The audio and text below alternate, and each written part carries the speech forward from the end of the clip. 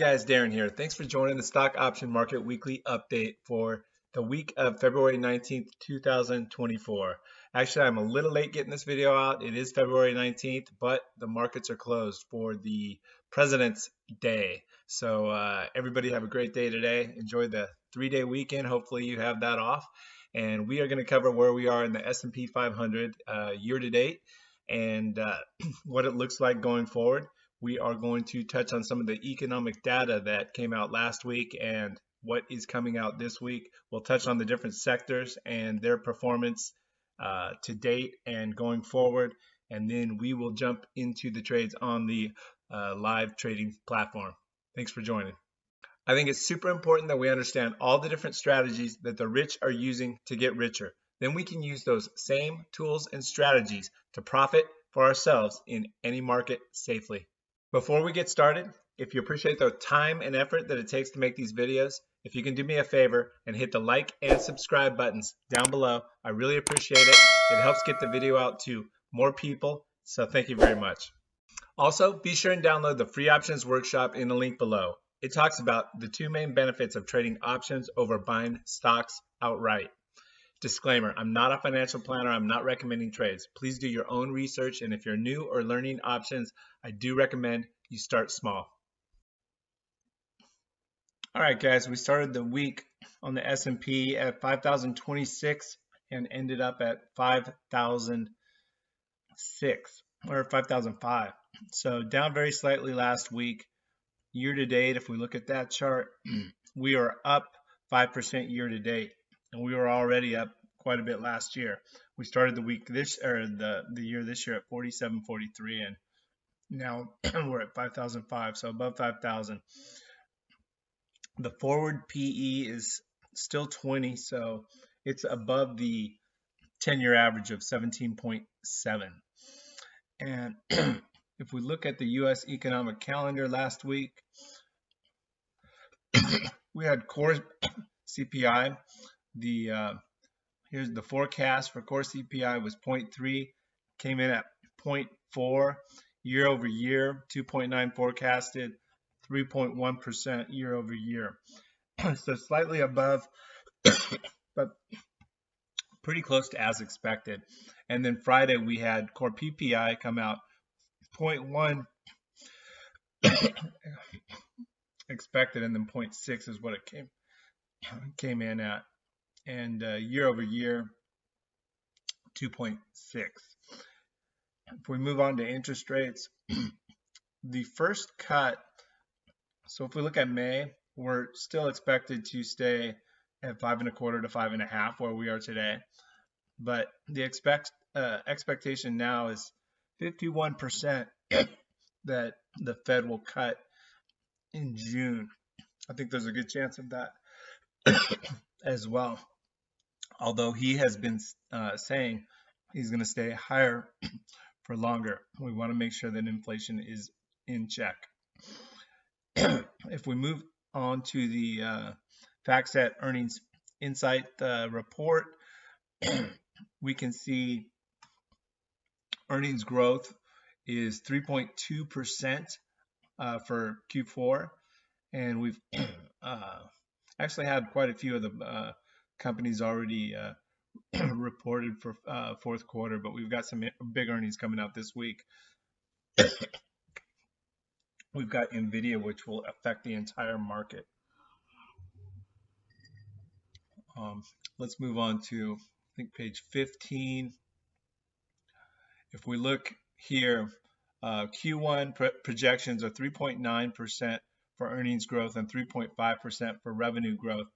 And overall, for the year, earnings growth of 10.9% and revenue growth of 5.4%. So still expecting a strong year. And then I like to look at the PE ratios to see where we're at. This slide right here on page 33, energy still has a PE, forward PE of 11.8. The 10-year average is 15.5. So it's saying that energy stocks are a good value right now. Same with utilities, 15.2 versus 17.6. And those are the two that stand out as the best opportunities, it looks like right now. And if we look at sector performance last week, we can see here technology was down 2.5%. Energy was up 2.5, a little over 2.5, as well as materials were up last week. And utilities came back a little bit as well. Uh, Year to date, communication services. This has a lot of this big uh, Facebook, uh, got Disney, Meta, uh, a lot of the big stocks, Warner Brothers, Alphabet, Google, uh, and such. But if we look year to date, that communication services is up, healthcare is up, and technology is up. So all those same sectors leading the way. Utilities and real estate have been down. So let's jump into the trades on the platform. And the first one that we have, I've got crude oil. And as I've talked about before, I play that when it's down in the 70 range and then I go long. So I think it trades between 70 and 90. If we look at the 1 year chart. Wow, I've got a lot of stuff on here. A couple of the things I'm doing now is I'm always looking when I'm trading at the RSI. I've got the Bollinger Bands, and then I've got the 13.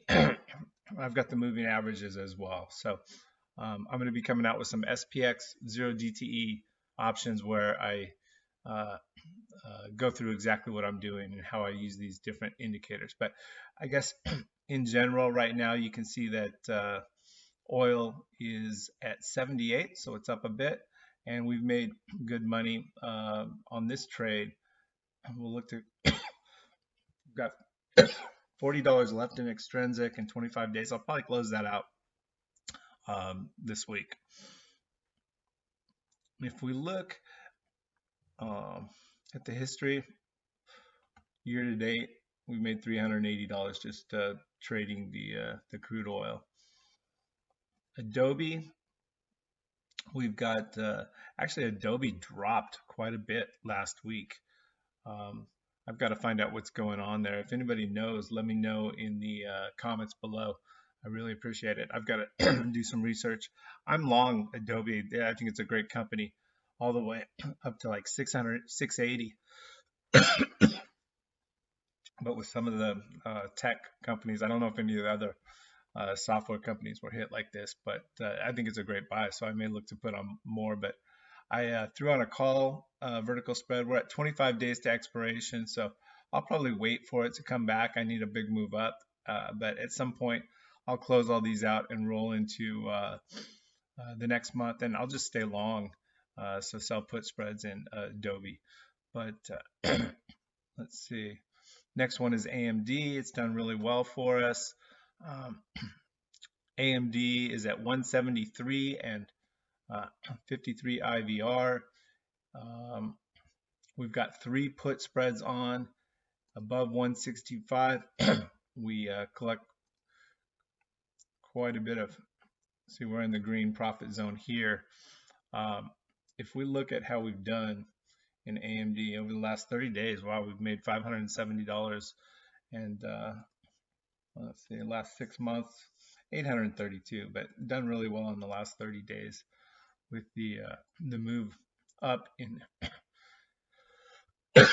in AMD. So I'm long AMD. My 1 year target is like 195, 200. So it's benefited from the big AI boom. Chewy, it dropped quite a bit. So I'm just going to roll this put that I have on out to from March to April in a week, the next week or two with Chewy. But I think Chewy's a great buy as well. They've got earnings coming up. If we look over here, we can go positions, sort alphabetically, and move this over a little, and we can see 327. So they do have earnings coming up, but this March 15th expiration is prior to the earnings. But Being that it's down, I'll probably roll that to April, maybe throw on a call. So what I would do is I'd right click here, roll to April, and go to table mode in April, and then I could also sell the same 22.5 on the call. And if we look at what that does, look at what it does to our profit zone. It expands it from 18 all the way up to 27, and we're at the lower end of that 16 right now. If they have good earnings report, we've got a huge profit. We'll make money on the call side as well. So I will put in a good till canceled, just to remind myself that this is what I'm looking to do, and I'll go way above. So I'll do something like $5. I mean, if I can collect that and it was filled, great, but it won't be. So that'll just leave the trade on, and so that I'll see it, and I've got that on, so I know exactly what I'm going to do in the next week or two prior to earnings. Costco, I've been short because it's been skyrocketing up. So with Costco, I'm going to stay short. I like the company, but they've got earnings coming out March 7th, and I think it's overvalued. My target on Costco is 675. It's already at 723, so I'm going to stay short. I like to have some short positions on in case there's a big market drop. And again, with NVIDIA coming out with earnings next week, if they miss, or that can really affect the whole market as well, and all the stocks. So it's good to have some short positions on to profit on that side as well. DraftKings is the next one we've done really well in. We're up quite a bit. We've got 3 long calls. We've got 2 calls that I wrote against those at 47. So you can see the big profit zone here, and we're already in it. And we've done, again, really well. I think DraftKings, there's more competition. So, but they did have earnings last week on the 15th. They had mixed results. They beat on earnings, but they they missed very slightly on the revenue. So they're still killing it, but there is more competition. And again, over the last year, we've done really well. Yeah, $3,200, $3,244 over the last year that we made in DraftKings. Google, I love at this price, $140. They're a dominant player, and I need to throw any drop. If there's a big drop in the market due to NVIDIA earnings or anything else next week, I'll throw on more Google put spreads or puts in Google, looking to go long. Google's done well for us as well. It did drop though to 140 from 149, but the IVR is still pretty good. So I'm waiting for that 7 to 10% market pullback, which I think may be coming soon, and then I'll throw on more Google. But I like Google up to 180 to the $200 range for Google. IWM is the Russell. We're at 201, so we are in the profit zone already with Russell.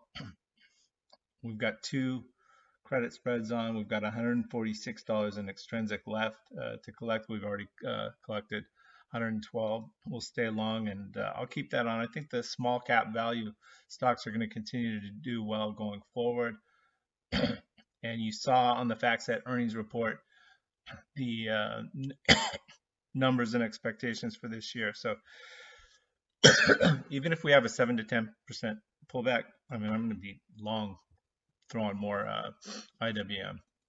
L3 Harris has done really well. We're up slightly. It's been hovering around that 210 mark. So we're in that profit range as long as it stays above it. And we've done well over the last 900, 900 over 365, $746 just in the last 60 days. So done really well in L3. Lululemon, 450. I closed out my calls in Lulu as it moved down, and we're right at the profit range now for the short put side. So we want it to move up, and you can see it's undervalued. Here's on the RSI. So 50 is the midpoint. 70 on the RSI indicator means that it's overbought. So you might look for a pullback.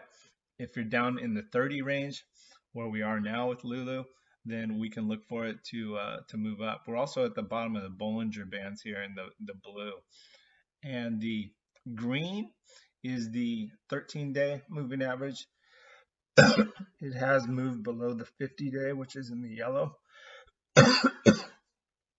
So I'm looking for it to move up.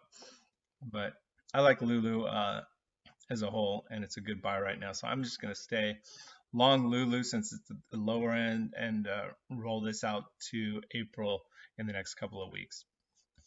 Meta is one of those stocks like Costco that had a huge run up, straight up, and you can see it's overbought right here. So that's why I am short Meta. I've got 2 call vertical spreads at 480. So we are profitable when it moves down, and we're in that profit range because it's at 473. So we're going to say short Meta, and my target for Meta is way down there below 400. I've got 370 written down, but it's kind of it's skyrocketed up. Netflix is we've been watching a lot. My family has been watching a lot of Netflix lately. Let me know what you guys think of Netflix in the comments. We're profitable anywhere between 530 and 620. So you can see that profit zone right there. And we're kind of right in the middle of it. So we've done well in Netflix over the last year. I think we made a couple $1,000. Oh, 32.10 in the last year on Netflix, just basically trading iron condors. So it's been moving, staying within ranges, but you can see it's had a move up, and it's at the higher end right now at 583. I'm waiting for that new Yellowstone to come out. The last season should be out soon. Next one is the Qs, and we know that technology, the Qs, the Nasdaq has had a huge run up. So I am short the Qs at 450, 440, 450 call spread, and we're below that right now.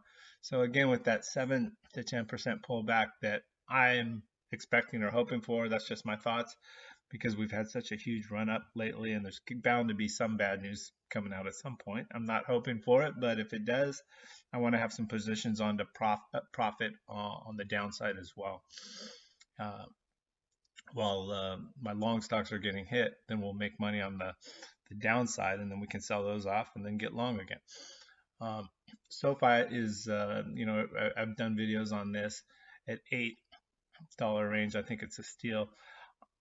On up days, I'm selling out of my my 1-year leaps, the 333 days, and then moving out to more than, or to 2 years basically, and accumulating those, so that the Jan leaps. So let me show you what I'm doing.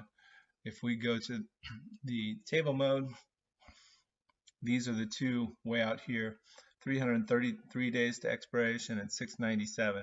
And if you look at the prices, just to compare and show you, so the $3 in at 333 days is $570 right now to buy it. So that $5.70. So that's $570 since there's 100 shares that one option contract controls. Now, so 570 at 3, and then if we move out a whole year for 3, what the heck? Oh, there it is.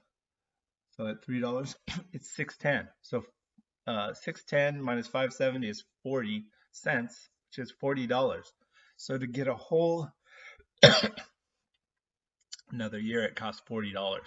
And my expectation is this thing's going to move up to 10 and or up to $20 range, $30 range at some point.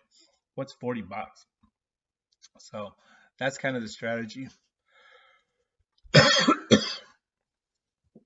and why I like the leaps options. And I roll from once it gets to 1 year, I roll out to 2 years because I'm just duplicating or replicating owning the stock, but using less buying power, about half the buying power. So you can buy and control more shares that way. SQQ is just one that I use as a hedge. Again, if there's a big drop in the market, SQQ goes up and we make money as the stock price of SQQ goes up. But it goes up because it's short, that price will go up. It can skyrocket up to 20, 30, 40 if there's a huge drop in the market. So this goes up in value as the Qs or technology comes down. So at $30, $30, we make around $357, as you can see P&L up here at expiration. Let me know what you guys are using to hedge your portfolio.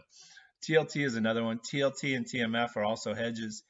The best time to buy TLT and TMF, my understanding and the research that I've done, TLT is the long-term, the 20-year treasury bonds.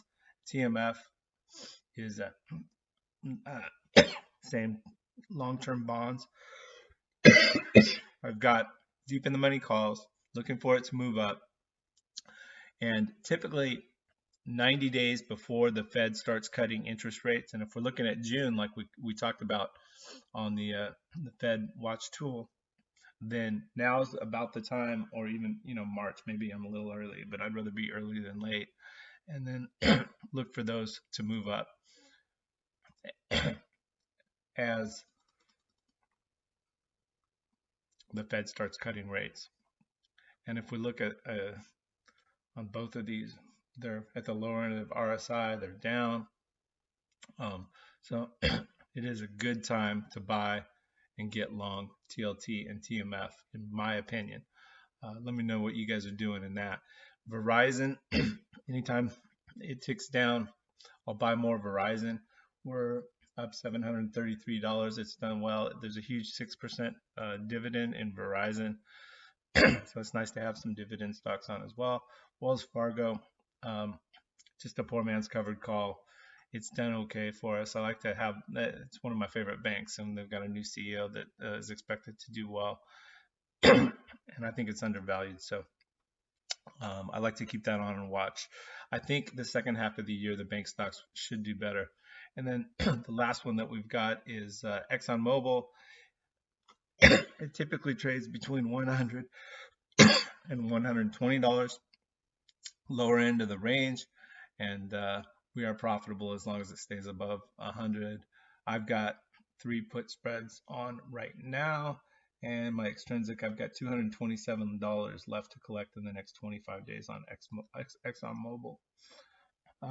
With that, let's look at earnings coming out next week. I haven't even looked at this, guys, but if we sort here,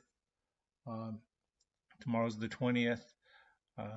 These are the earning dates, and right here is before the bell, so that's in the morning before the open. These will be out. So we've got Walmart. You know what, I'm going to throw up the charts just to see where we're at. Wow, Walmart's up quite a bit. And then we've got Palo Alto Networks, great security stock, but it's wow, it's way up. Look at the RSI. So it's not super liquid either. So it's tough to trade. Teladoc Health has got earnings after the bell, so after the close tomorrow on Tuesday. And I like Teladoc. Wow, and yeah, it looks like a good buy right now. And that'll be interesting to see. I've had poor man's covered calls on um, in the past, so I may look to make a trade in Teladoc as well. I know we've got Nvidia on this list, but there's so many earnings. I'm just trying to look for the bigger ones. You guys, let me know what you're trading earnings next week as well. And I'm not going to go through all these, although it looks like I kind of am. But let's look at Nvidia, see where we're at. It is way up there. Yeah, look at the RSI. It's way up, overvalued. It's got a huge PE. If we go to the financial, this is the Tasty Trade platform. There's a link down below. If I really like this platform, but if we look at the price to earnings,